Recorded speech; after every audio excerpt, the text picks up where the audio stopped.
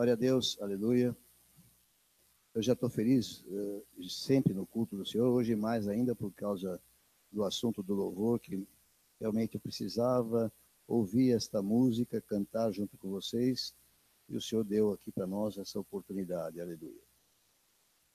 Agora eu quero falar alguma coisa sobre acampamento num sentido um pouquinho diferente. Primeiro, um recado bem simples. Não sei quem fez depósito na Avenida Ibirapuera, na conta do Retiro, Itaú Moema, e não disse quem é, e eu não tenho até agora noção, está lá uma inscrição com pontos de interrogação. Em Moema, no meio do mês passado, mais ou menos dia 17, tudo bem, você está avisando para mim agora, eu ponho o teu nome. São R$300, era só para você? Hein? Já estava pago todo? Tá, então essa é sua. Tá bem, obrigado. Então isso aí resolveu um assunto. Ufa, amém, era mistério. Você já sabia, Débora? Bom, o assunto é o seguinte, nós temos agora mais um domingo e depois na sexta-feira já é o retiro, ou seja, na quinta-feira devemos estar chegando lá. Eu peço encarecidamente, se você ainda vai e não se inscreveu, que faça isso no máximo até quinta-feira, porque há uma série de providências, divisão de quartos, e mesmo a questão de eu saber quanto vamos ter que pagar lá para o hotel, no local, né? Então, se você faz a contribuição, você sabe que você tem que pagar até o dia do retiro, pode pagar lá. Mas para fazer a inscrição, faça até o dia, até quinta-feira. Por quê? Porque se nós alcançarmos 200 vagas, estamos bem próximos, nós ganhamos 5. E aí nós podemos, talvez, presentear quem não está podendo pagar, não está podendo ir. Então, se você deixar para o dia, não vou conseguir mais. Mas se eu souber, esta semana ainda temos o domingo para informar as pessoas que poderiam eventualmente ir. Ainda tem algumas pessoas que precisam ir, não têm recurso. Então, se você vai, por favor, faça a sua inscrição sem demora, para que a gente possa alcançar isso. Posso ouvir um amém? Aleluia. Bom, eu queria falar sobre o Skype também. Eu parei, eu costumo ser um centro de uma atividade só de cada vez. Eu não consegui, nesse assunto de transição, eu não consegui ficar emitindo o Skype. Por outro lado, eu sei que muita gente não está abrindo, então estou avisando aqui no culto, para você que tem o Skype, abrir, porque eu vou colocar mais assuntos sobre das finanças e outras cositas más. Então, comece de novo. Se você não quer mais receber, põe lá uma nota, olha, não precisa ter trabalho comigo, que eu não estou abrindo, não estou podendo, assim é menos digitação. Mas eu preferia manter todos, né? Claro. Então eu quero antecipar 2 textos que recebi lendo a palavra do Senhor na leitura diária, que tenha tudo a ver sobre o assunto. Um é Gênesis 22, 8. Isso aqui ainda não é a pregação, são avisos. É a passagem de Abraão oferecendo a Deus um sacrifício. E, eventualmente, começou a desconfiar o seu filho Isaac que tinha alguma coisa errada, que ele via a lenha, via o fogo, via o cutelo e não estava vendo a oferta. Então ele perguntou para o seu pai, e no verso 8 Abraão responde: Deus proverá para si, meu filho, o cordeiro para o holocausto, ou para o sacrifício. Deus proverá para si. Eu frisei esta palavra, esta expressão. Deus proverá para si, ele provê para ele. Pastor Fábio pregou aqui sobre sacrifícios, inclusive a questão de fazer o bem, de ofertar, de dizimar, enfim, todas estas coisas.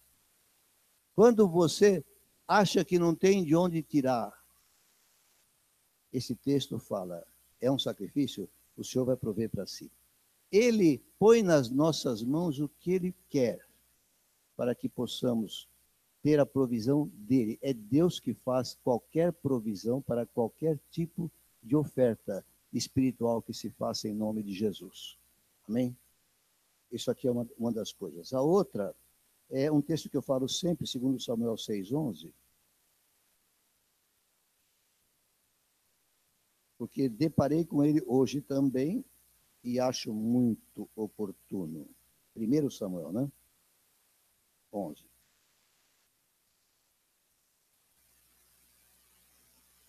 Versículo, não, 6, versículo 11.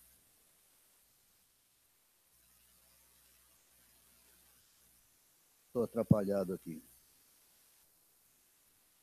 2 Samuel. É 1 Crônica, 2 Samuel, os textos que são paralelos. 2 Samuel 6, verso 11. Está escrito aí: ficou a arca do Senhor em casa de Obed-edom, o geteu, 3 meses. E o Senhor o abençoou e a toda a sua casa. Esse texto está dizendo que a arca que simbolizava e significava realmente a presença do Senhor. Naquele tempo ela não estava em todo lugar, a arca era um objeto. Quando esse objeto esteve na casa de um homem, a Bíblia diz, ficou 3 meses, e o Senhor abençoou ele de tal forma que Davi, que tinha desanimado de levar a arca para Jerusalém, agora ficou meio espicaçado e falou: não, eu preciso pegar essa arca e trazer para cá. Encha a tua casa da presença do Senhor e a bênção vai se manifestar. Você crê nisso? Amém. Então, glória a Deus. Agora vamos tentar passar aquilo que eu quero ministrar hoje. Esse computador precisa me ajudar, viu, querido irmão? Toda hora ele sai do ar. Isso quando ele não desliga sozinho, né? Muito bem. Eu quero que você abra a Bíblia em 1 Pedro 2,9, mas antes vamos orar. Levante as suas mãos, sentado mesmo. Pai, em nome de Jesus, buscamos a tua face para receber do Espírito Santo o ensino da palavra. Que venha com poder e com pureza. Dirija-me, Senhor, na mente e no coração, para não falhar, para trazer o conteúdo que o Senhor quer trazer para este povo, porque o povo já é abençoado com toda sorte de bênção espiritual em Ti, mas muitas vezes nós não sabemos pegar nas nossas mãos a bênção, como crianças pequeninas, com a fé simples. Abençoa-nos nesta hora para compreendermos o que o Senhor quer nos dizer. Amém? 1 Pedro 2,9. Sempre vou nesse texto. Não resisto, mas hoje tem razões especiais para isso.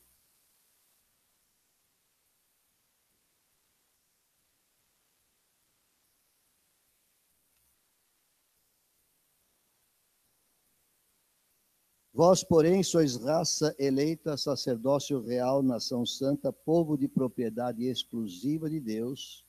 Agora põe em negrito. A fim de proclamardes as virtudes de Jesus. Eu mudei aqui que está falando daquele que vos chamou das trevas, mas foi Jesus que nos chamou das trevas para a luz. Vou repetir a parte em negrito. A parte sublinhada, a fim de proclamardes as virtudes de Jesus. Eu e você, depois que recebemos Jesus como Salvador em nossa vida, agora somos abençoados de forma especial, segundo está escrito em Efésios. E dentro desta bênção, há um propósito de Deus, que nós proclamemos as virtudes de Jesus. Guarda esta palavrinha e vamos para a segunda. 1 João 1,3. Está facinho, né? Bem pertinho aí. Põe em negrito e grifa o comecinho. O que temos visto e ouvido anunciamos também a vós outros. Vou repetir. O que temos visto e ouvido, anunciamos a vós outros. A finalidade de nós sermos chamados por Deus e abençoados por Deus era para que proclamássemos as virtudes de Jesus.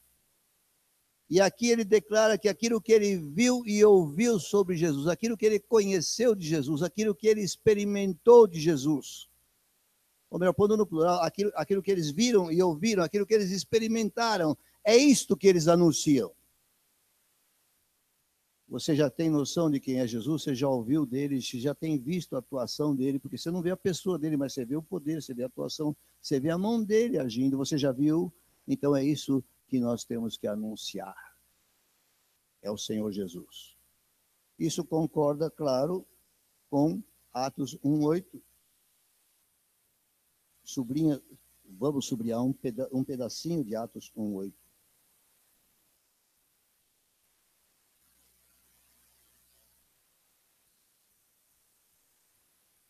Mas recebereis poder ao descer sobre vós o Espírito Santo, e grifa, e sereis minhas testemunhas. E sereis minhas testemunhas. Há uma experimentação de Jesus, uma experimentação real da presença dele em nossas vidas, das suas atuações. Esta experimentação temperada com o poder do Espírito Santo em nós, a unção de Deus, estas coisas vão nos habilitar a testemunharmos com eficiência do Senhor. Você fala, eu não sei convencer ninguém, ótimo, glória a Deus, quanto menos você achar que sabe, melhor. Se você aprender a confiar naquilo que a palavra declara sobre o poder de Deus em nossa vida. Porque Deus não espera o nosso poder para converter pessoas, Ele quer usar o poder dEle. Este é o projeto de Deus. Posso ouvir um amém? Aleluia. Isso me leva, olha aí, já está cansando, a declarar algumas coisas aqui. Nós estamos num tempo de transição, um novo tempo. E agora já depois da transição. E eu estou tendo aqui algumas comissões internas, porque quando muda o meu status, não muda o meu chamado e a minha vocação. Ao contrário, eu sinto que é como se estivesse passando um braço e pulindo o metal para tirar alguma coisa que ficou em cima. Eu sinto que Deus está trabalhando comigo para renovar muita coisa que tem estado talvez um pouco obscura. Sabe quando fica aquela pátina em cima do metal?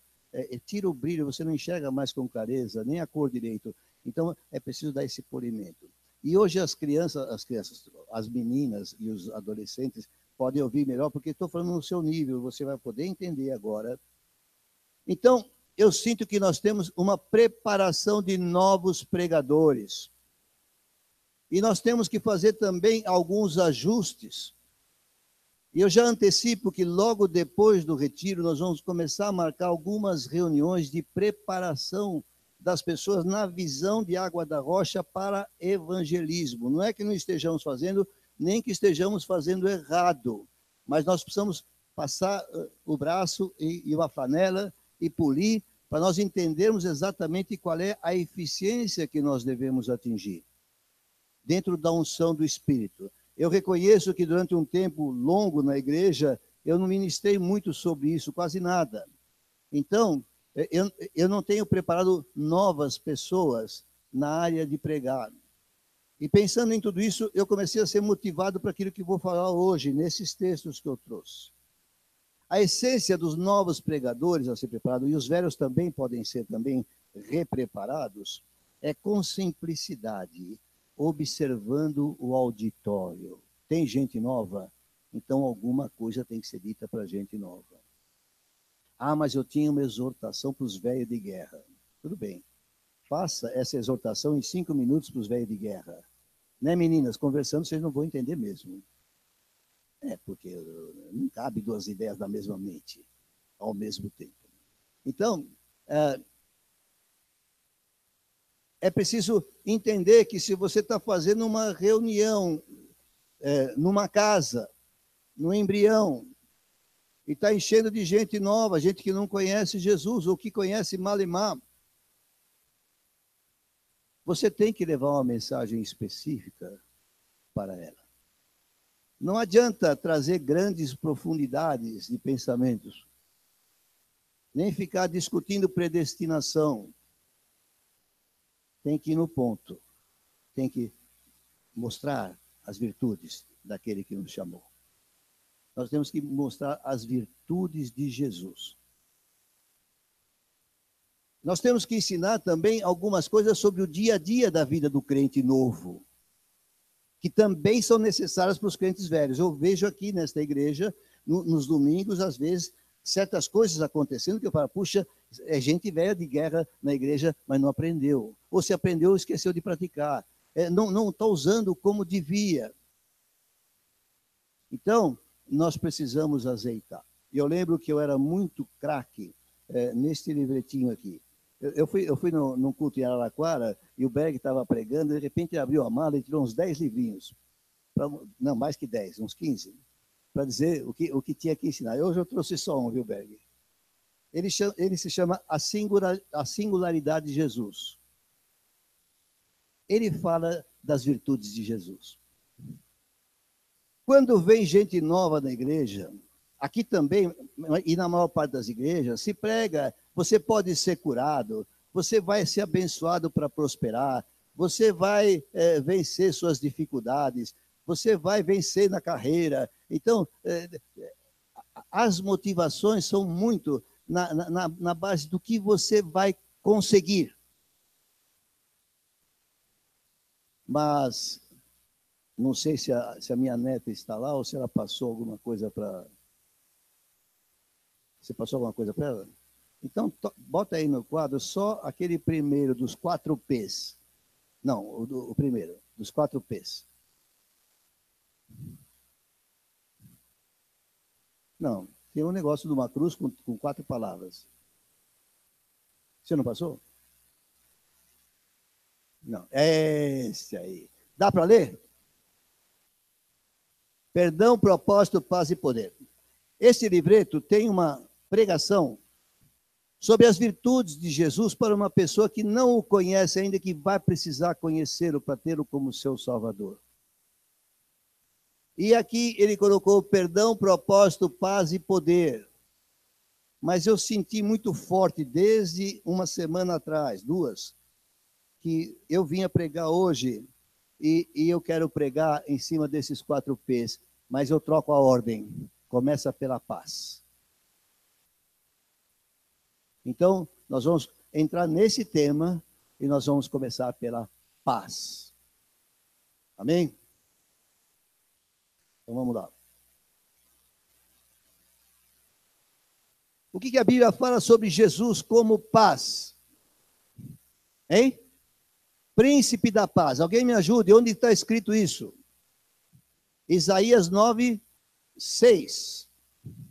Pois o seu nome será maravilhoso conselheiro, Deus forte, Pai da eternidade, príncipe da paz. Esse é Jesus. Essa é a virtude dele.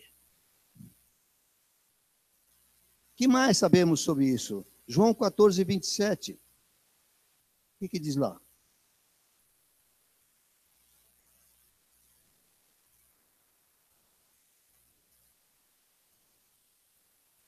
Deixo-vos a paz.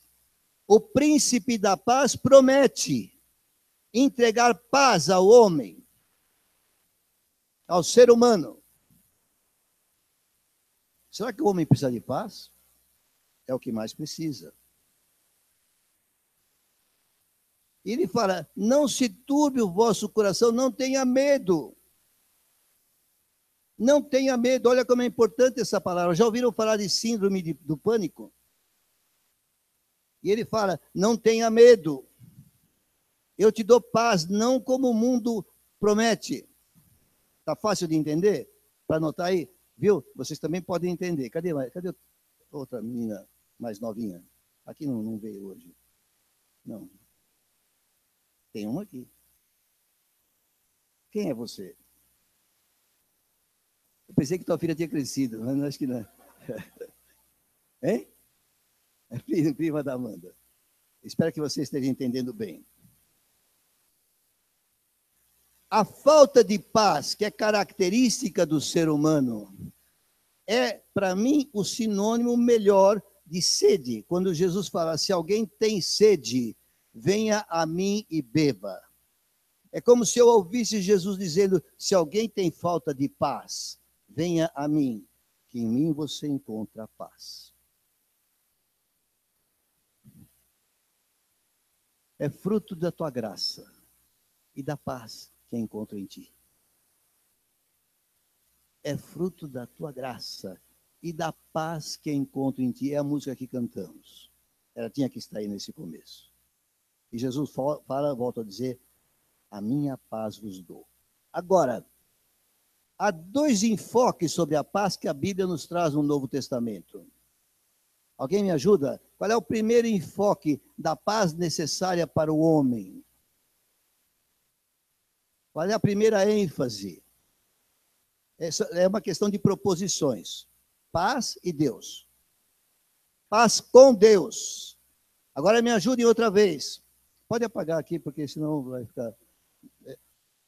Paz com Deus. Qual é o texto clássico que fala da nossa paz com Deus? Quem me ajuda? Quem me ajuda? Quem me ajuda? Só você? Eu queria saber se é outro. Romanos, capítulo 5, verso 1. O que está escrito aí? Bem alto. Dá muito baixinho. Isso, pera, temos aqui um homem para falar em praça pública. Vamos lá.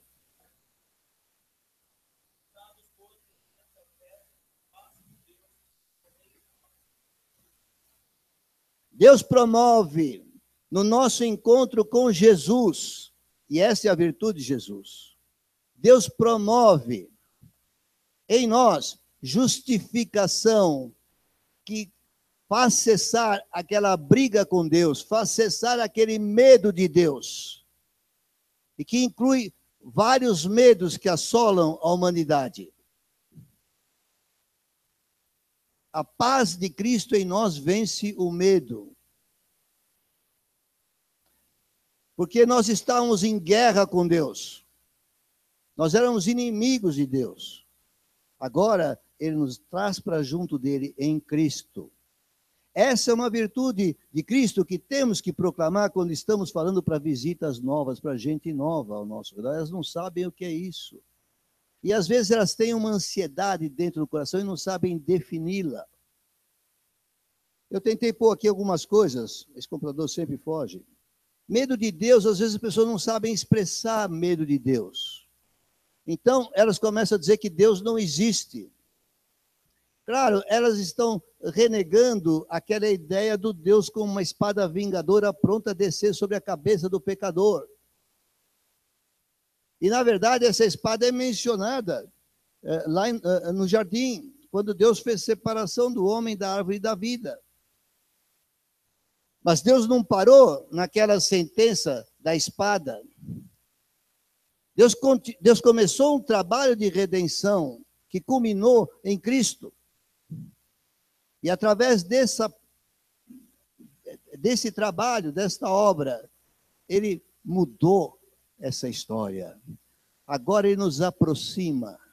E alguém leu aqui com ousadia, coragem, com segurança, para nos aproximarmos do Santo dos Santos, pelo caminho que Ele nos abriu, pelo sangue de Jesus e pelo véu rasgado da sua carne.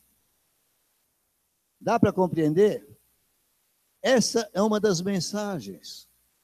Jesus Cristo traz a paz verdadeira, não como o mundo a dá. Essa paz vai quebrar em nós o medo das doenças. Crente fica doente, sim. Mas crente muitas vezes é curado sobrenaturalmente por Jesus também. Mas crente às vezes morre da doença. Depende do que Deus está projetando fazer. Mas eu estou cansado não, nem careca. Mas eu estou muito feliz de ter visto já dezenas de testemunhos, para não dizer centenas, de pessoas que em meio à maior dificuldade encontram paz. Eu estive no médico, vocês sabem, foi orado por mim, o quisto não sumiu, mas ele está inativo, e fizeram um exame, fizeram outro. O último médico, que eu fui abençoado com uma consulta lá, disse, você não me preocuparia com isso. O urologista vai ter que definir se tira, se tira o líquido de dentro, mas aquele dia não foi tirado. E agora eu tenho que voltar lá. Mas eu disse para o médico, ele falou, desse cisto, você fica sossegado, não é câncer. Eu falei para ele, se fosse, doutor, eu estou preparado para estar com o senhor. 75 anos é bastante. Posso ter 90, não me queixo, senhor, mas tudo bem. Desde que haja vigor, né? Mas eu disse, o que eu realmente tenho certo receio é de ter que enfrentar químio, rádio, essas coisas. Mas, no mais, estou em perfeita paz. Pode falar à vontade claramente das coisas como são, que eu não estou apavorado. Esta paz, todo crente tem direito a ela, e alguns ainda não se apropriaram dela, por isso estou falando desse assunto. Mas nós temos medo também de desemprego. Aqui há pessoas desempregadas e apavora. De onde vou tirar meu sustento? Como vão acontecer as coisas? Mas aquele que está em Cristo tem firmeza, porque sabe que o seu sustento vem da mão de Deus. O Senhor proverá para si o sacrifício. O sacrifício que nós temos por praxe e por instrução bíblica é 10%. Se ele é capaz de me suprir os 10%, é porque ele está suprindo os 90 outros. E é preciso crer nisso, porque a fé exercita a recepção das coisas como uma criança. Você tem que receber o reino como uma criança, foi dito aqui recentemente. E é a fé que faz isso em nós. Mas essas são as coisas que a gente prega para outras pessoas. Mas há também medo das outras pessoas. Tem gente que é apavorada com outras pessoas. Qualquer coisa que a pessoa faça ou fale para ela é sempre agressão. E elas logo estão na defesa, e se são gatas ou gatos, já põe as garras de fora e começa a arranhar, porque o medo é grande. Isso acontece muito aqui dentro das nossas relações interpessoais. Porque não sabemos conversar com paz. Não sabemos, temos medo das pessoas. E, principalmente, temos medo da morte. Abre em Hebreus 2,15. Não se assusta, eram 4 pontos, mas talvez eu só trate de 2 hoje. Depois vou consultar o pastor presidente para uma alteração de calendário. Eu tenho que abusar dessa situação. Hebreus 2,15, Paulinho já ri. Eu vou ler um pouco do 14 e do 15. Não, eu estou pensando, se não der tempo para avançar muito, porque eu não quero extrapolar o horário, talvez a gente pare no segundo e domingo que vem a gente troque. É de Deus? Amém. Então, 2,14. Olha que revelação interessante que tem na Bíblia aqui. Visto, pois, que os filhos têm participação comum de carne e sangue, desses também ele, Jesus, igualmente participou, para que por sua morte destruísse aquele que tem o poder da morte, a saber, o diabo. Nesta reconciliação com Deus, nessa justificação, ele se entregou à morte para destruir o diabo que tinha na mão o poder da morte. E com isto, o verso 15, ele livrasse todos que, pelo pavor da morte, estavam sujeitos à escravidão por toda a vida.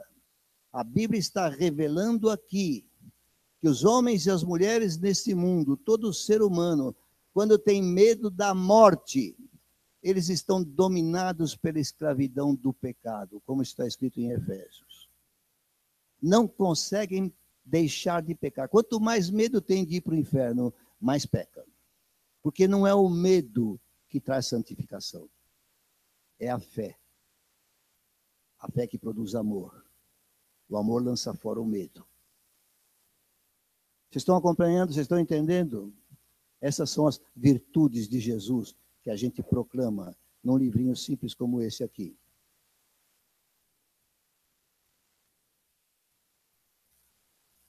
Só para que vocês entendam, não tem só essa pregação lá. Tem explicações sobre Jesus. Quem é Jesus Cristo? Lição 1. Agora são lições, não são mais pregações. A vida terrena de Jesus Cristo, a morte de Jesus Cristo, a ressurreição de Jesus Cristo, Jesus Cristo vivendo no cristão. E a aplicação pessoal da presença de Jesus Cristo. E a igreja de Jesus Cristo.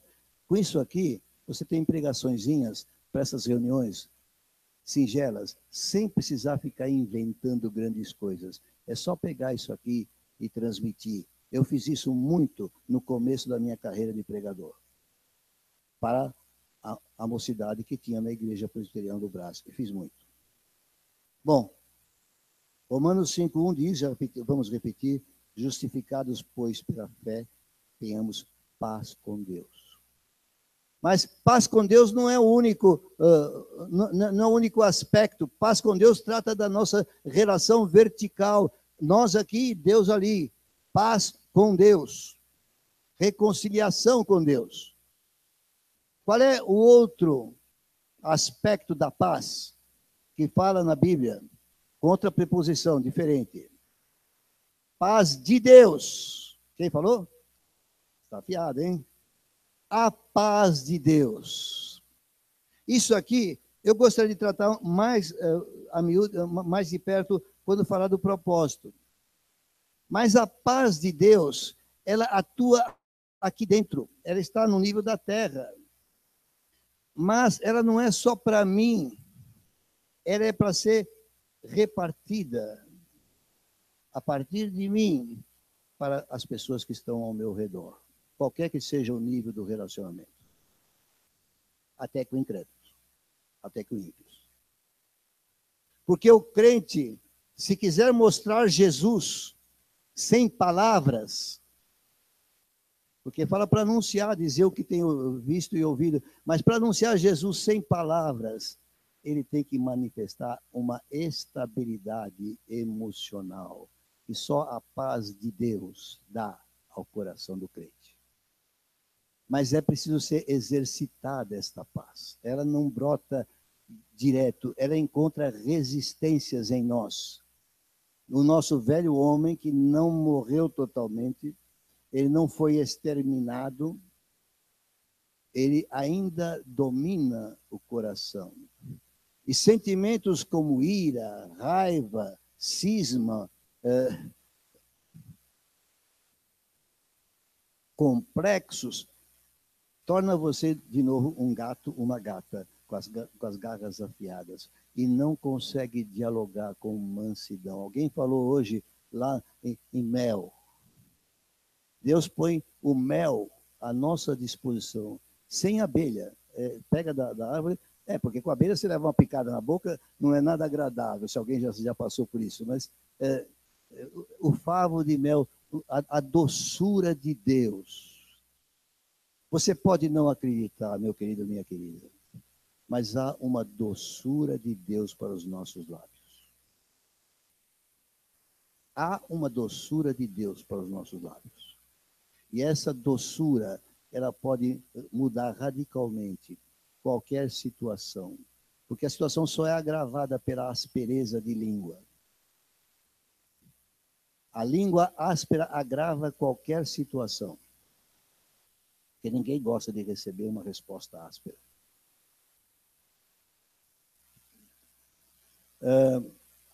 Eu vou desenvolver isso um pouco mais depois, mas, por favor, ponha aquela segunda gravura. Estamos aqui na paz de Deus. Depois de justificados, nós temos o texto-chave. Antes de pode deixar aqui. Qual é o texto-chave, crentes, pregadores, para falar da paz de Deus?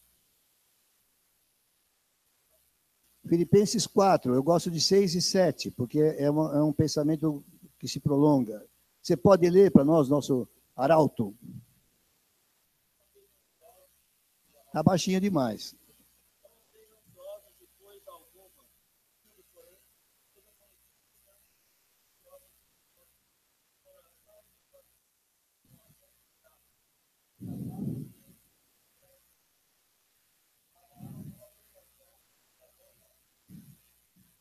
Antes de começar a falar, de argumentar, de retrucar, faça de Deus conhecido o seu problema.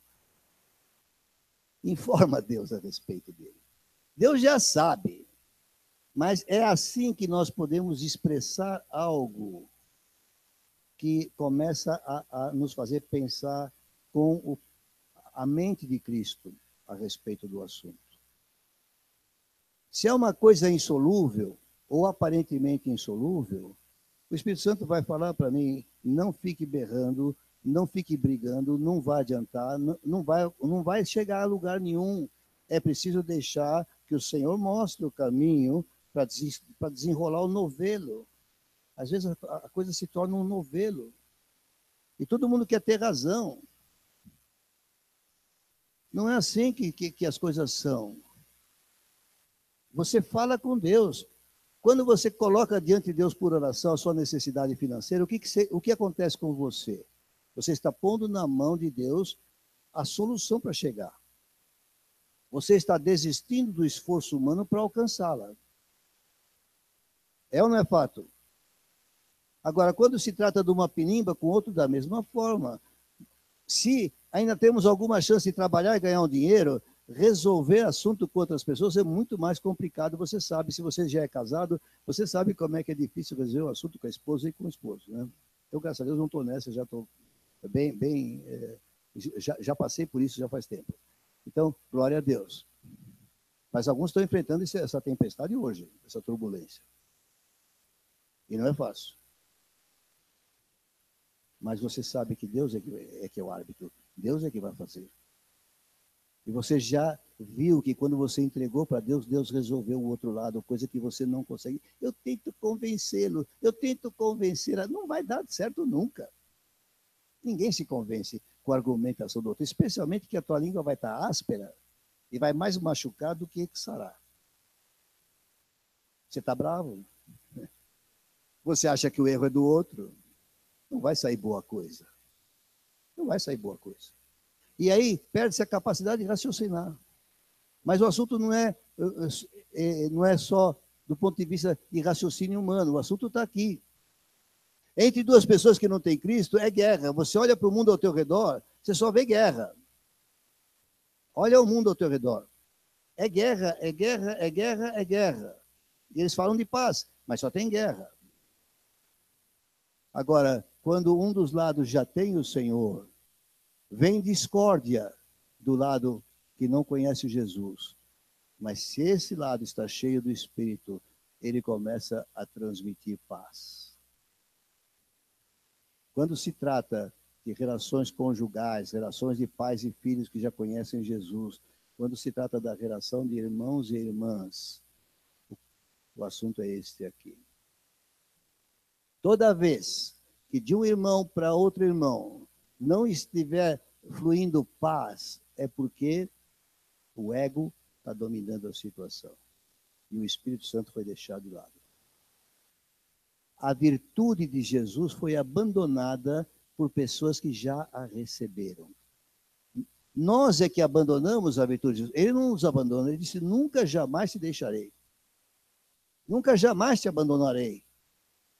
Nós é que deixamos de ouvir a voz dele e retribuímos com guerra. Se eu dou guerra, recebo o quê? Há um sentido que o crente precisa aprender a guerrear. Me ajudem. Qual é o único sentido que o crente precisa aprender a guerrear? Hein? Contra o mal, contra o diabo, contra as trevas. E aí vale aquele ditado em latim. Eu não sei se é se ou se é si, mas se vis pacem para bellum. Não sei se vocês entenderam o latim. Alguém aqui fez curso de latim? Nem os advogados fazem mais?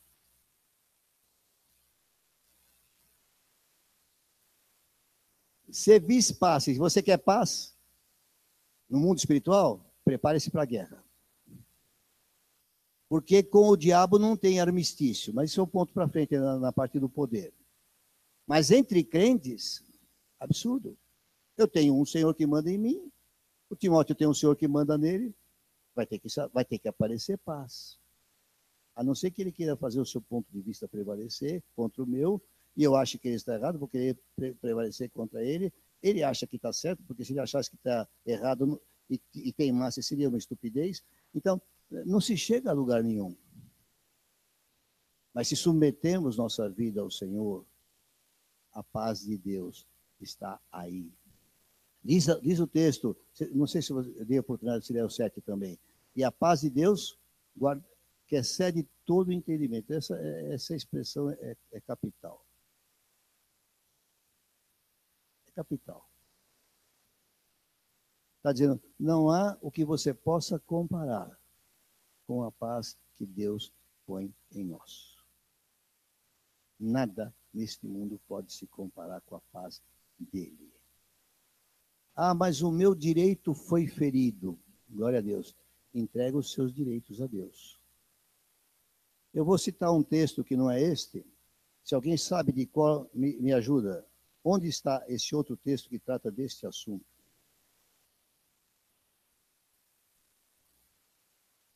1 Pedro 2.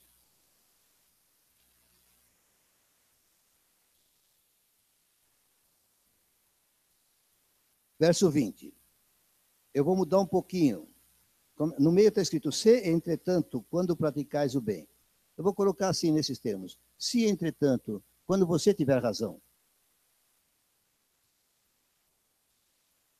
e sois igualmente afligidos, e o suportais com paciência, isto é grato a Deus. Quer dizer, Deus fica satisfeito. Deus fica satisfeito quando você é injustiçado e suporta com paciência. Quando você agrada a Deus, o que acontece? Ele já é favorável a você. Agora ele toma suas dores.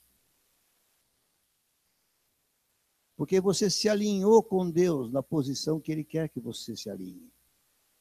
Agora ele pode atuar. Quando você sofre injustiça e reage tentando colocar a tua justiça própria em cima, Deus fala, opa, esse não é meu assunto. Recolhe as mãos. E agora você vai ter que se entender do ponto de vista humano. O resultado é guerra. Mas quando você cede a Deus, é grato a Ele. E Ele diz aqui, porquanto para isto mesmo fosse chamado. E Ele diz mais, você pensa que você foi chamado para fazer a tua vontade contra os outros? Está enganado. Você foi chamado por mim para suportar com paciência os outros. É isso que ele está dizendo aqui. Ah, então não vale a pena ser crente, vale sim. Porque você vai ver a mão de Deus agindo. Você vai ouvir e vai ver a mão de Deus e vai dar testemunho dela.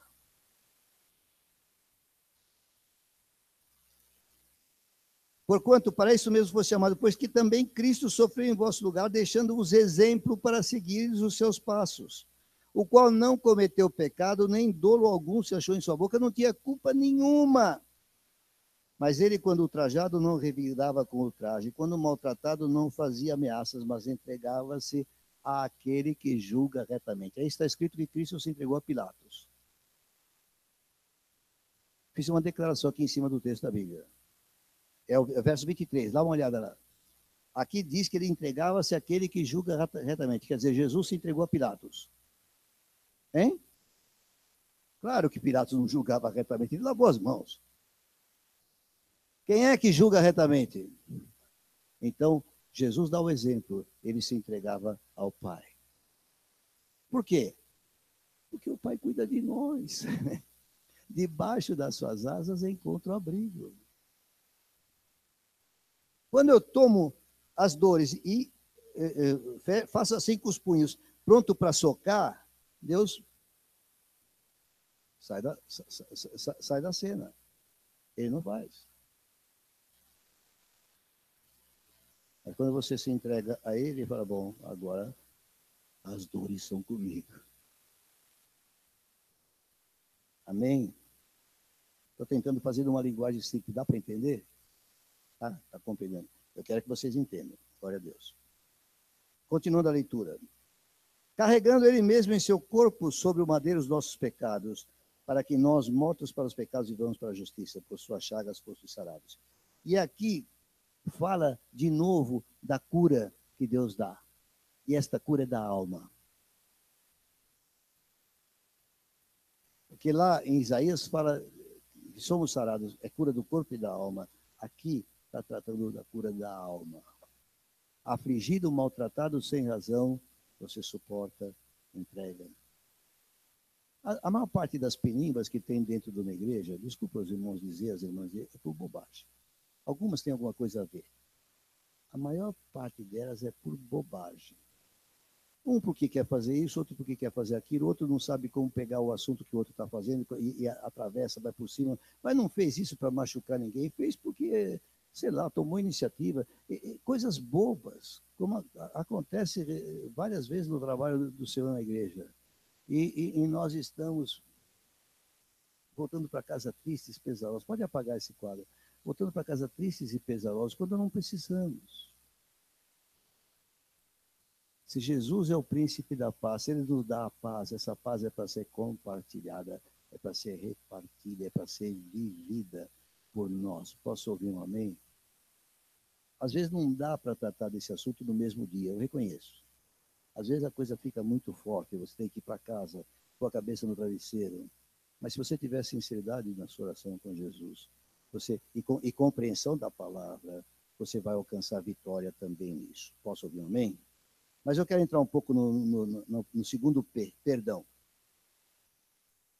Eu quero recorrer a Marcos 2, mas não vou ler nada do texto. Pode abrir lá e ver pelo subtítulo do que trata. Marcos 2, o primeiro trecho. Do que fala?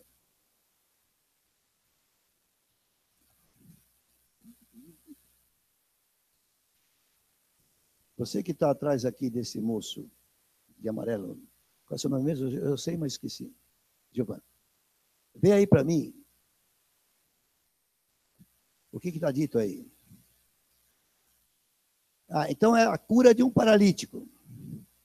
Cura de um paralítico. Jesus está tratando da cura de um paralítico. Alguém lembra da história, rapidamente? Como é que esse paralítico foi lá, conseguiu chegar em Jesus? Porque é multidão dentro de uma casa, ele não tinha a menor chance. Como é que ele conseguiu chegar a Jesus? Abrir um buraco no teto, não vai fazer isso aqui nessa igreja, porque é de aço. E desceu, também não está tão cheio, né? Mas um dia vai ficar tão cheio que vai ter que descer as coisas do teto. Oh, glória a Deus, ainda bem que você concorda. Amém. Então, descer lá. Ora, por que desceram um paralítico lá diante de Jesus? O que eles queriam? Eles queriam que o paralítico fosse curado por Jesus. E eu não sei se vocês repararam no texto que Jesus se fez de migué. Estou interpretando. Ele deu uma de João sem braço. Ignorou a necessidade do coitado.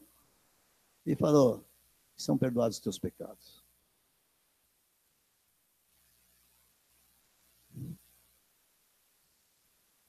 Você, se estivesse lá, esse mestre não tem nada de mestre. O cara precisa andar.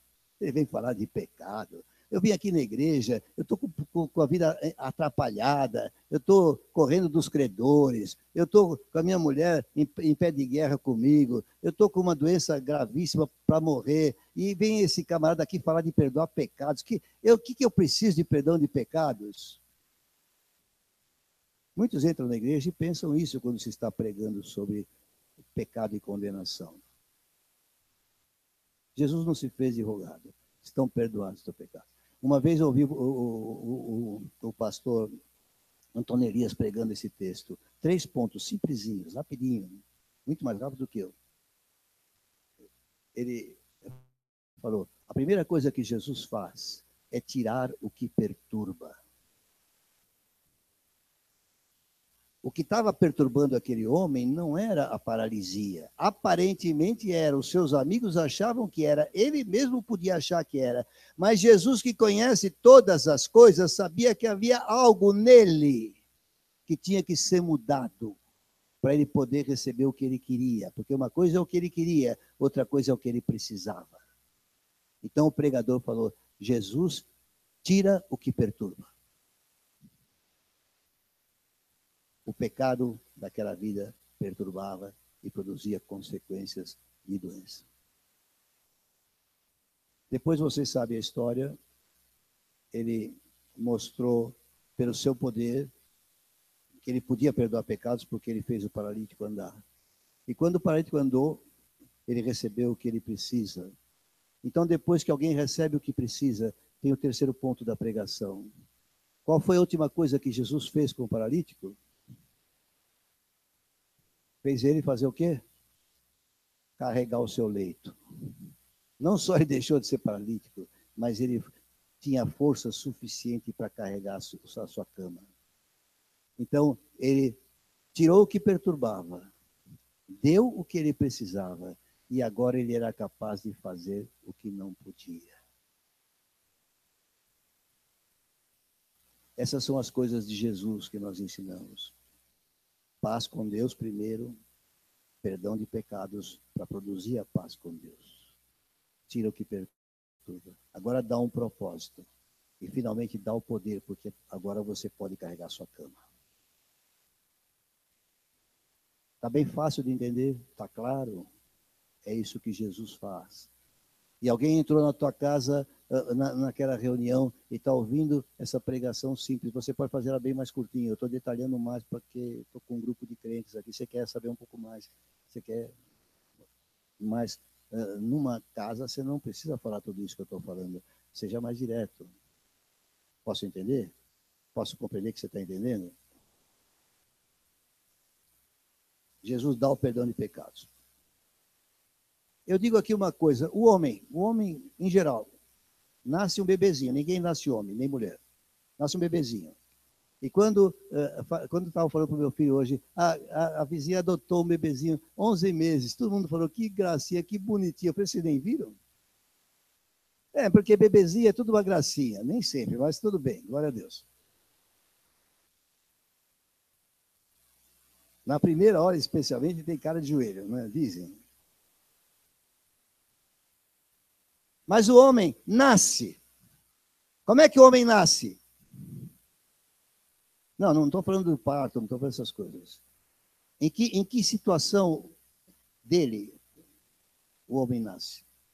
Nasce em pecado, nasce pecador. É herança paterna e materna.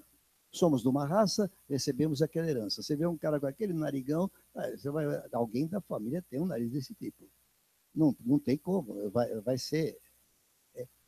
Então, nasce pecador. O homem vive. Como é que o homem vive nesse aspecto? Ele vive sob domínio do pecado. O homem morre. Como é que o homem morre se não encontrou Jesus na sua vida? Morre pecador. E qual será o destino eterno deste homem, se ele não encontrou Jesus como seu Salvador? Morte eterna. Inferno. Não é politicamente correto falar de inferno. Fala. Porque a pessoa tem que entender do que ela está saindo quando se encontra com Jesus. Está saindo de condenação. Você vive num país, e num mundo já quase, que não punem mais pessoas. O cara está dizendo que o cara mata 3, vai para a cadeia para ser ressocializado e para sair para poder viver a vida normalmente na sociedade. Ele tem que ser punido pelo que ele fez. Ninguém pode matar o outro impunemente. Quantos acham que pode matar e sair daqui a 5 anos, está tudo bem vivendo a vida? Ressocializado. Ainda dão faculdade para certas pessoas. Você que não teve oportunidade de fazer faculdade, mata alguém, vai lá preso, que se põe na faculdade. Mas não é disso que eu quero falar.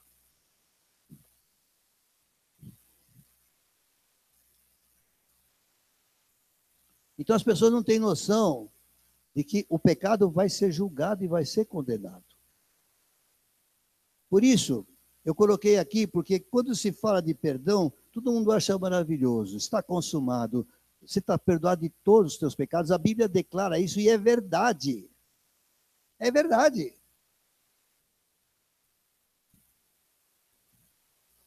Mas de repente você transmite o evangelho, receba Jesus e já está tudo certo. Às vezes você não tem muito tempo para detalhar. Mas mesmo o folhetinho 4 leis fala de mudança de vida. Mudança de vida significa o quê? Arrependimento. Muitos crentes que são nascidos de novo de fato, não entendem arrependimento, nem experimentam arrependimento. Ser perdoado, o que é? Perdão implica arrependimento. Perdão, Diclão, você foi perdoado? Fui.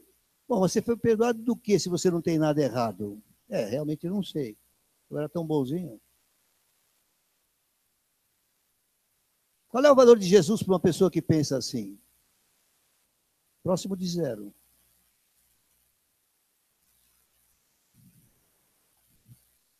Agora, para alguém que sabe o que foi e o que fez, e como era errado, é duro você olhar para você e ver que você está tendo reações erradas. E você não queria ter reações erradas. Ainda depois de crente, mas imagina antes.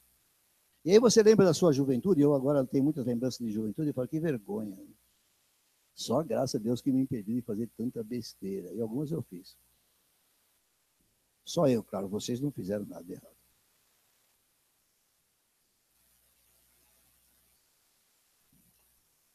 Perdão implica arrependimento, reconhecer que é errado. Não é que é errado fazer isso, aquilo. É errado, a pessoa em si é errada.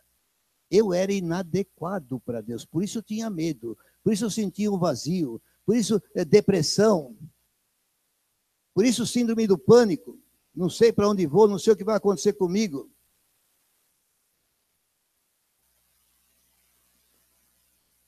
Mas é preciso também, além de reconhecer que é errado, é preciso querer mudar de vida.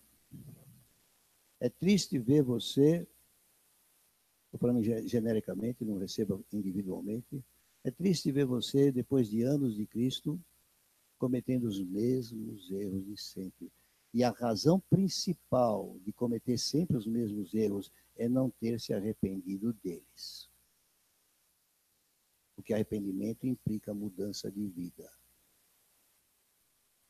Eu cheguei a Cristo porque eu queria ser salvo do inferno, mas eu tinha a esperança de ter uma nova vida, ser melhor, ser diferente. E muitos de vocês podem testemunhar isso, qual foi a mudança de vida que tiveram. Outros, melhor ainda, outros olham para você e testemunham a mudança que você teve. É lindo.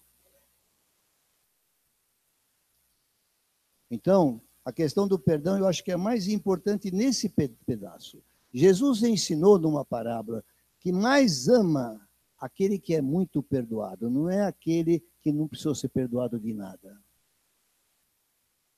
Jesus prova ali diante dos fariseus que mais ama aquele que recebeu um perdão maior. Não é que ele recebeu maior, ele recebeu a justa medida do perdão, é que ele sabia que ele era pecador. O grande Jó, que Jesus falou, olha, Satanás, olha que justo que ele é. Quando ele se encontra com Deus de uma forma especial, ele fala o quê? Me arrependo no pó e na cinza. Eu pensei que te conhecia, mas agora eu sei que é só de ouvir falar. E eu agora olho para mim e me arrependo, me abomino. Isaías não foi diferente quando estava lá, e Deus estava comissionando ele, falou, sou um homem impuro e de lábios impuros. Era Isaías, não era você nem eu. Profeta. Amém? Muito ama quem é muito perdoado. Enfim, eu vou parar por aqui, prometi parar na segunda, depois vamos tentar entrar nas outras. Mas nós precisamos, ao anunciar Jesus, as suas virtudes, nós precisamos enfatizar a necessidade de mudança. Há um erro muito grande de dizer para as pessoas, você não pode chegar na igreja porque você fuma, porque você bebe, para não dizer outras coisas. Eu acho que nunca se impede a pessoa de chegar à igreja. Chega, mas você chegou aqui para mudar. Se você chegou aqui e não tem intenção de mudança, você está no lugar errado. Nós vamos te receber para tentar trabalhar com você, mas se entenda, a pessoa que entra aqui é para mudar no formato de Deus. Estou falando besteira? E de uma forma simples, nós temos que falar isso quando estamos evangelizando as pessoas. Mas nós precisamos. Se você só enfatizar a necessidade da mudança, você está pregando legalismo. Presta atenção no que eu vou dizer. Toda vez que você, pregador, exortar alguém, você tem que anunciar Jesus, enfatizando a real possibilidade de mudança que ele dá. Porque a pessoa que é viciada em cigarro fala, nunca vou largar. Você pode dizer com o atestado de muitos, você larga porque Deus te dá essa possibilidade em Jesus. Isso não é legalismo, isso é pregar a graça. Porque não depende da sua força, depende da sua fé nele. Amém? Há muitos testemunhos da Água da Rocha de libertação de cigarro. Você fala, mas cigarro não tem muita importância. Pode ser que não tenha. Mas quem tem esse vício ou já teve, meu Deus, sabe como é duro. Amém? Ok, nós vamos ficar por aqui hoje. Depois continuamos domingo que vem, se Deus permitir. Vamos ficar de pé.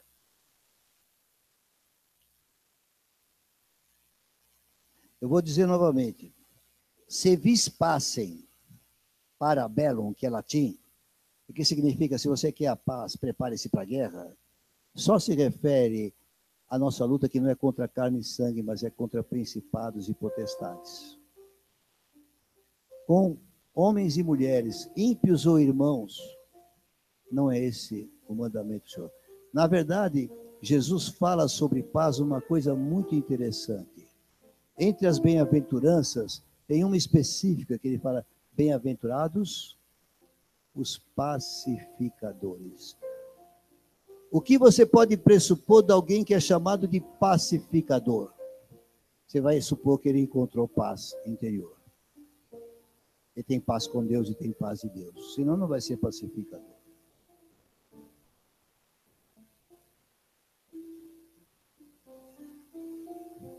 Pai, em nome de Jesus, nós agradecemos pelo perdão incondicional, pela graça maravilhosa. Fruto de sua graça o nosso louvor. Mas é fruto da paz que encontro no Senhor. Eu quero tomar posse hoje dessa paz no meu coração. Eu renuncio à minha reputação, eu renuncio aos meus desejos pessoais, eu renuncio à minha hipersensibilidade ao que falam ou fazem comigo. Eu não posso dominar o que as outras pessoas estão fazendo comigo, mas eu posso renunciar a esta reação de guerra, entregando ao Senhor a minha vida, confiando que debaixo das tuas asas eu encontro abrigo, eu encontro refúgio. A visão hoje era de uma galinha com as suas asas abertas e os pintinhos se recolhendo debaixo dela, debaixo das asas do Senhor. E se tem alguém aqui que ainda não experimentou o perdão de Jesus, se você reconhece que você é inadequado, para dizer uma palavra bem simplesinha, bonitinha, você reconhece que é errado, que precisa de perdão de muita coisa, não desanime pela quantidade de perdão que você precisa, porque se você é perdoado muito, você vai amar muito Jesus. Eu recomendo hoje que você entregue sua vida ao Senhor. Eu não vou te convidar para vir aqui na frente, mas procure a gente em particular, depois do culto terminado. E a gente pode ajudar a encaminhar a fé em Jesus.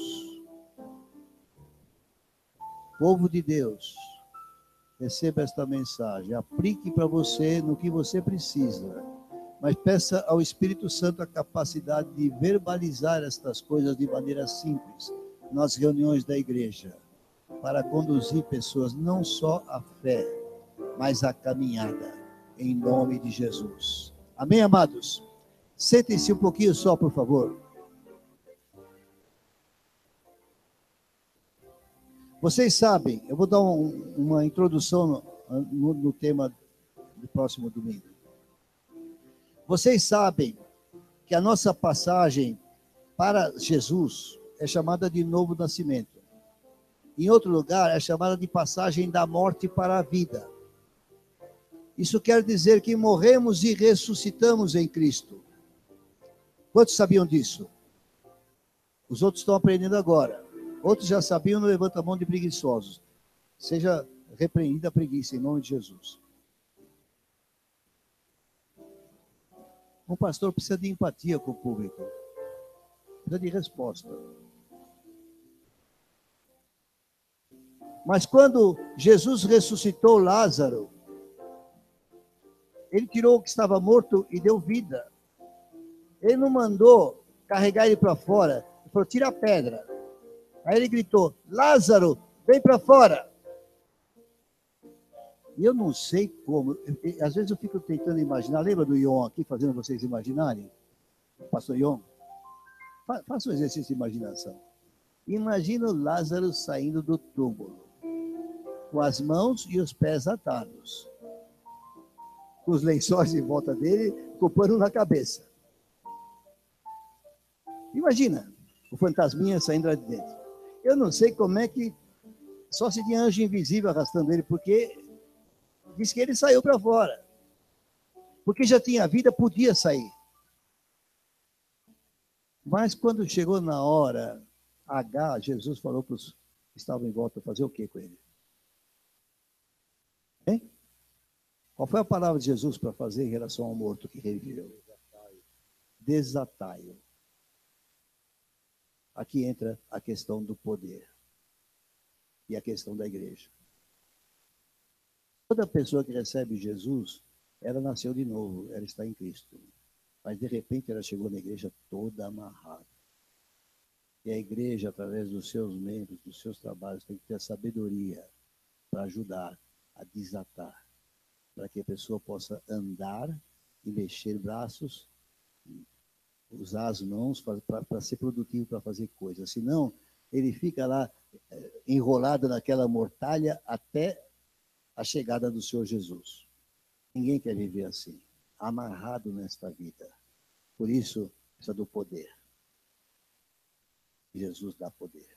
Amém? É só a introdução para a próximo domingo. Obrigado. Deus abençoe. Já oramos. Vamos à ceia do Senhor. Estava difícil, meninas? Giovana, entendeu bem? Viu? Ela entendeu.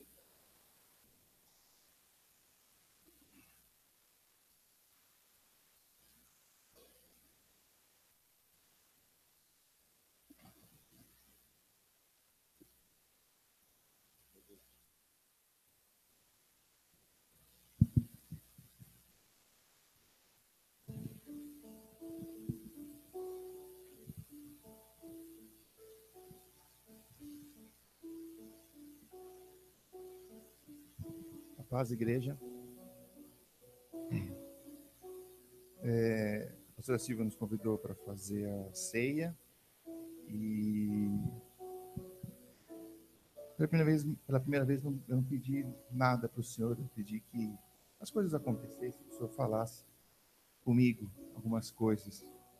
Nesse momento que é bom, né? Que a gente acha que não sabe nada quando ele fala alguma coisa. Vamos fazer a ceia hoje um pouquinho diferente. Aí eu vou pedir para vocês uma certa ordem, mas quando chegar eu explico. Tá bom? O Senhor colocou algo no meu coração que para mim tem um significado muito grande. Eu espero transmitir esse significado para vocês também. Mas antes disso eu vou ler a palavra e depois nós vamos ler mais uma vez ela, tá bom? Está em Colossenses 1:9. Vamos em frente. Por esta razão, também nós, desde o dia em que ouvimos, não cessamos de orar por vós e de pedir que transbordeis de pleno conhecimento da sua vontade, em toda a sabedoria e entendimento espiritual, a fim de viverdes de modo digno do Senhor, para o seu inteiro agrado, frutificando em toda boa obra e crescendo no pleno conhecimento de Deus, sendo fortalecidos com todo o poder, segundo a força da sua glória, em toda a perseverança e longanimidade com alegria, dando graças ao Pai que vos fez idôneos à parte que vos cabe da herança dos santos na luz. Ele nos libertou do império das trevas e nos transportou para o reino do Filho do seu amor, no qual temos a redenção, a remissão dos pecados. Este é a imagem do Deus invisível, o primogênito de toda a criação, pois nele foram criadas todas as coisas, nos céus e sobre a terra, as visíveis e as invisíveis, sejam tronos, sejam soberanias, quer principados, quer potestades. Tudo foi criado por meio dele e para ele. Ele é antes de todas as coisas. Nele tudo subsiste. Ele é a cabeça do corpo, da igreja. Ele é o princípio, o primogênito dentre os mortos, para em todas as coisas ter a primazia, porque aprouve a Deus que nele residisse toda a plenitude e que, havendo feito a paz pelo sangue da sua cruz, por meio dele reconciliasse consigo mesmo todas as coisas, quer sobre a terra, quer nos céus. E a vós outros também, que outrora eres estranhos e inimigos, no entendimento pelas vossas obras malignas, agora, porém, vos reconciliou no corpo da sua carne, mediante a sua morte, para apresentar-vos perante ele santos, inculpáveis e irrepreensíveis, se é que permaneceis na fé, alicerçados e firmes, não vos deixando afastar da esperança do evangelho que ouviste, e que foi pregado a toda criatura debaixo do céu, e do qual eu, Paulo, me tornei ministro. Agora me regozijo nos meus sofrimentos por vós, e preencho o que resta das aflições de Cristo na minha carne, a favor do seu corpo, que é a igreja, da qual me tornei ministro de acordo com a dispensação da parte de Deus, que me foi confiada a vosso favor, para dar pleno cumprimento à palavra de Deus. O mistério que estivera oculto dos séculos e das gerações, agora, todavia, se manifestou aos seus santos, os quais Deus quis dar a conhecer qual seja a riqueza da glória deste mistério entre os gentios, isto é, Cristo em vós, a esperança da glória, o qual nós anunciamos, advertindo a todo homem, ensinando a todo homem toda a sabedoria, a fim de que apresentemos todo homem perfeito em Cristo. Para isso é que eu também me afadigo e esforçando-me o mais possível, segundo a sua eficácia que opera eficientemente em mim. Amém. Glória a Deus. Aí eu vou pedir as pessoas pegarem o pão, né, o vinho. Desse lado, as pessoas fiquem aqui desse lado. E as pessoas desse lado, se vocês puderem vir aqui, pega o pão e o vinho, também se juntem desse lado. Eu gostaria que todos estivessem aqui deste lado. Amém? Então, acho que aqui desse lado, uma forma mais fácil é vir pegar o pão e o vinho e vir aqui pelo meio e seguir para esse lado. Quem estiver aqui, dá a voltinha e volta para esse lugar, por favor. Depois a gente continua, amém? Ah, por favor, não é para tomar ainda. Nós vamos tomar junto, amém? Você também vai para lá depois. Tocando aqui, que é mais bonito. Mas tem que ir para lá depois. Dando ordem assim.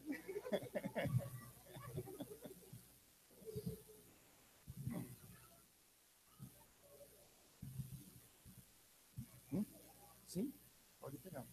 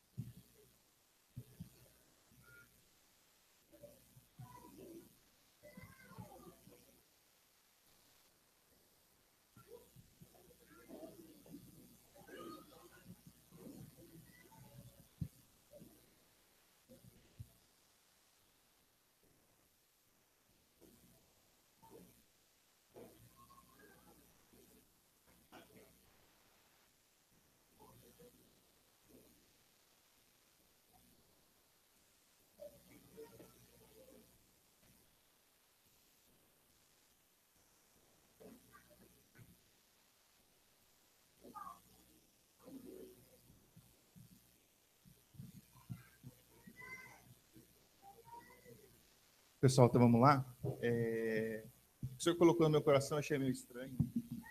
E é uma coisa muito pessoal, mas eu acho que tem um significado.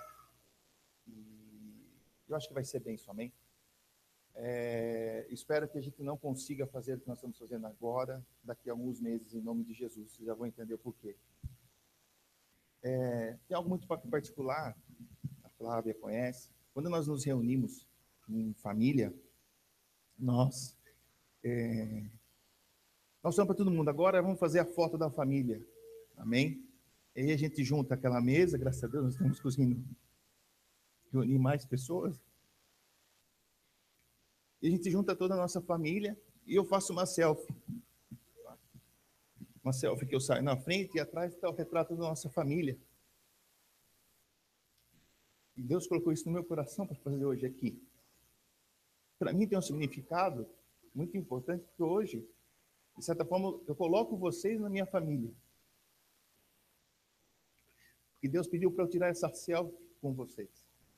Pode parecer uma coisa boba, mas eu vou tirar essa selfie com vocês. E vocês vão olhar que essa ceia é o momento de nós estarmos reunidos. É o momento que nós estamos como um corpo, reunidos no amor de Cristo. Porque se Cristo tivesse feito aquilo que Ele fez por nós, se não tivesse trilhado tudo aquilo que Deus tinha planejado para a vida dele, nós não poderíamos estar fazendo isso aqui. Nós não poderíamos estar ceando em família. Amém? E eu digo também que eu gostaria que a gente não conseguisse mais fazer isso nos próximos meses, porque eu não vou conseguir fazer uma selfie. Só fizer uma selfie em 360 graus. Aqui eu estou fazendo uma selfie de 180. Nos próximos meses a gente vai falar, pessoal, não se mova, porque não vai ter como se mover em nome de Jesus. Amém? Então, pessoal, não estranhe. Eu vou tirar essa selfie, vou tirar mesmo. Tá? E geralmente eu tiro a selfie, vai contar até 5, pum, aí ela já sai, tá bom? Depois eu passo para alguém publica no Facebook da igreja, guarda de recordação, amém? Porque essa é a família de Cristo. Vou tirar essa selfie, depois nós vamos orar e juntos vamos tomar a ceia, amém? Vou tirar a selfie.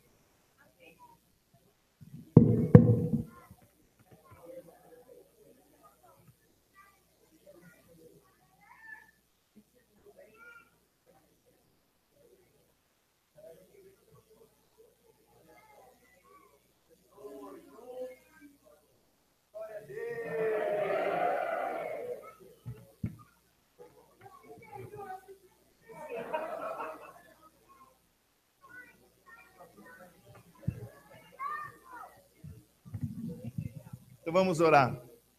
Senhor, obrigado, Senhor, por estarmos aqui reunidos, Senhor, em família. Obrigado, Senhor, pela transformação que o Senhor tem feito em nossas vidas, Pai. Que a Tua palavra, Senhor, se cumpra na nossa vida, Senhor. Assim como diz a Tua palavra, a fim de nós vivermos de modo digno do Senhor, para o Seu inteiro agrado, frutificando em toda boa obra e crescendo no pleno conhecimento de Deus, sempre sendo fortalecidos com todo o poder, segundo a força da sua glória, e em toda perseverança e longanimidade com alegria, dando graças ao Pai que vos fez idôneos a parte que vos cabe da herança dos santos na luz, em nome de Jesus, Pai. Senhor, que nós possamos crescer no amor, Senhor, que nós possamos crescer, Senhor, na fé, que nós possamos crescer na unção, Senhor, que nós possamos ter uma unção maior, Senhor, em nome de Jesus, e que essa unção maior possa nos transformar, que essa unção maior possa nos transformar em transformadores de vida, Senhor, em nome de Jesus. E nós estamos aqui juntos, Senhor, para ceiarmos, para estarmos contigo, porque nós sabemos que o Senhor está aqui conosco. O Senhor, Deus, Criador de todas as coisas, Criador do universo, está aqui, no meio de nós, está aqui conosco, porque o Senhor nos ama. E nós estamos aqui, Senhor, para relembrar este amor. Nós estamos aqui, Senhor, para relembrar o teu sacrifício, mas principalmente relembrarmos a vitória que o Senhor obteve por esse sacrifício. E relembrar que o Senhor irá voltar, e lembrar que o Senhor irá nos buscar, e lembrar que o Senhor irá ficar conosco para a eternidade, Senhor, em nome de Jesus. Amém. Vamos tomar a ceia. Amém?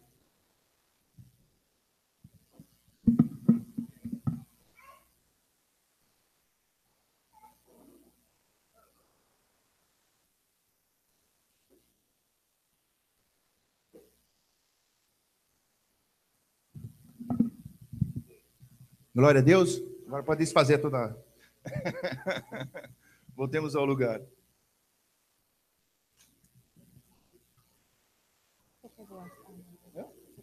Vou pegar.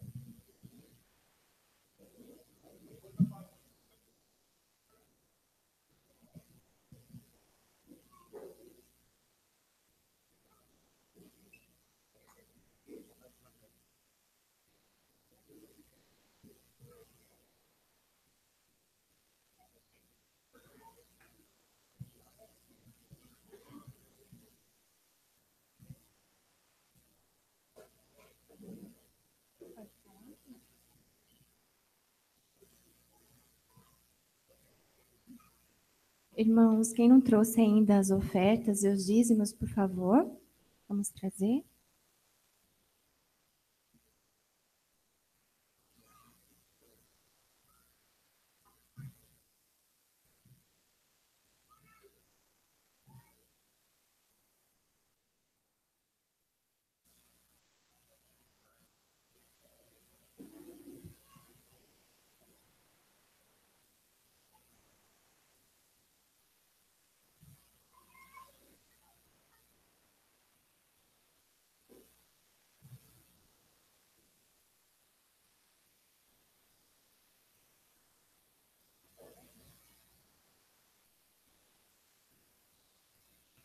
Irmãos, só para completar o que o Eduardo comentou, essa semana a gente falou muito forte sobre a família.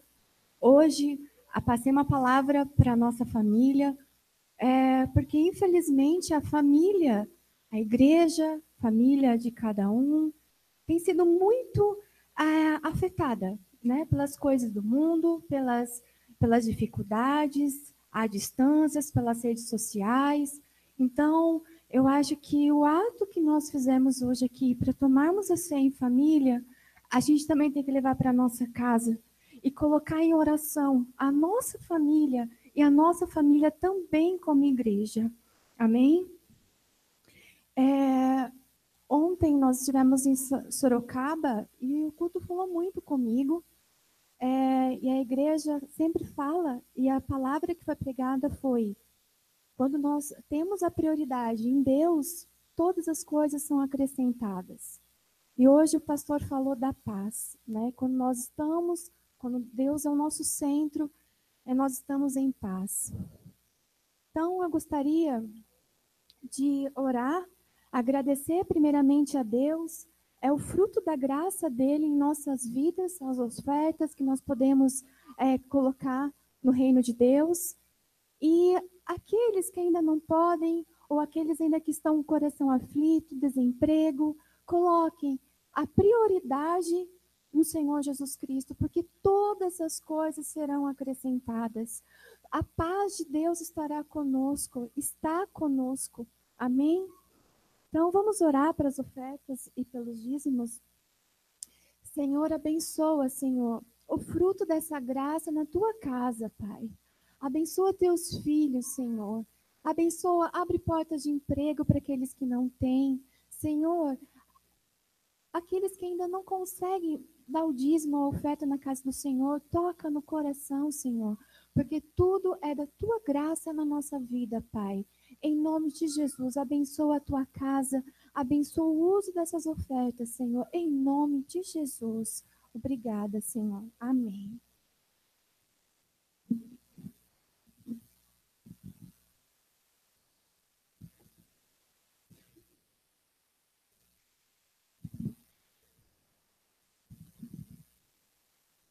Amém, glória a Deus.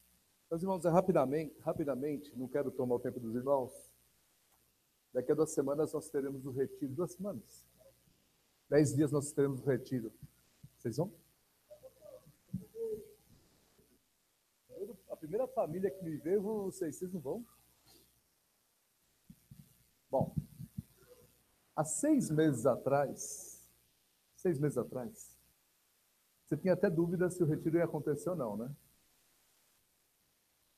Meus irmãos, para de racionalizar, porque você pode até pensar, poxa, mas é assim mesmo, o pessoal deixa para a última hora, tal. Para.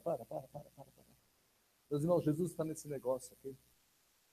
Eu estou com uma expectativa com relação a esse retiro.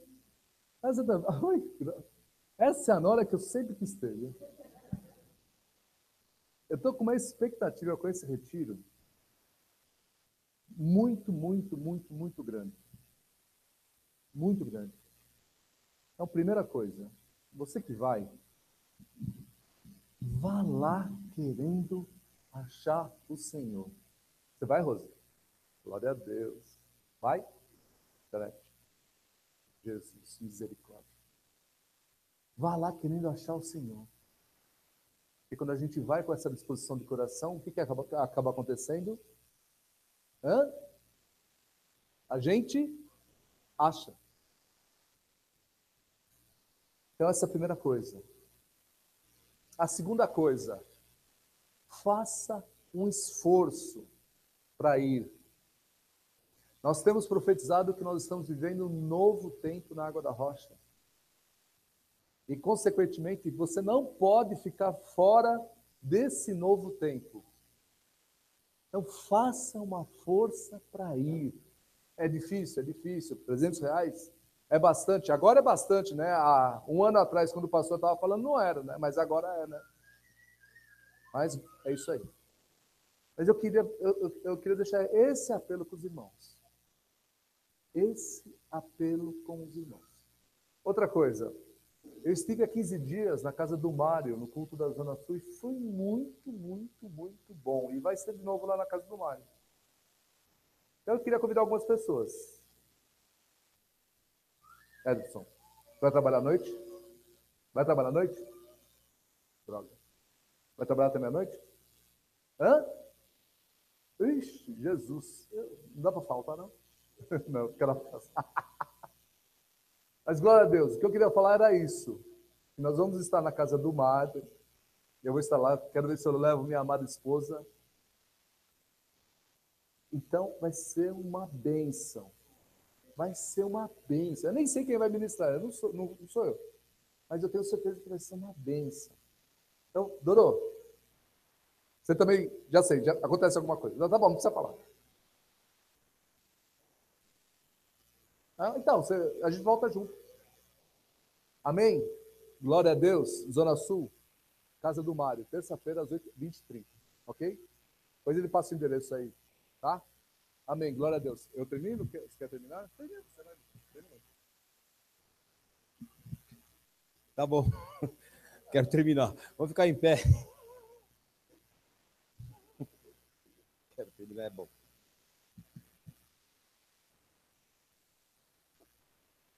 Vamos orar. Pai, obrigado por tua presença nessa casa aqui. Obrigado porque em Jesus temos paz com o Senhor e por meio de Jesus podemos manter paz com os nossos irmãos também. E eu profetizo que a paz do Senhor esteja repousando sobre cada um aqui que pertence ao Senhor, que tem sido comprado pelo sangue precioso de Jesus. Que repouse a paz do Senhor neste lugar aqui. O amor de Deus, nosso Pai, a graça maravilhosa de Jesus e a comunhão fundamental do Espírito Santo estejam com todos nós aqui, os nossos parentes, os nossos irmãos em Cristo que hoje não puderam vir, hoje e amanhã, até que Jesus volte para nos buscar. Amém e amém.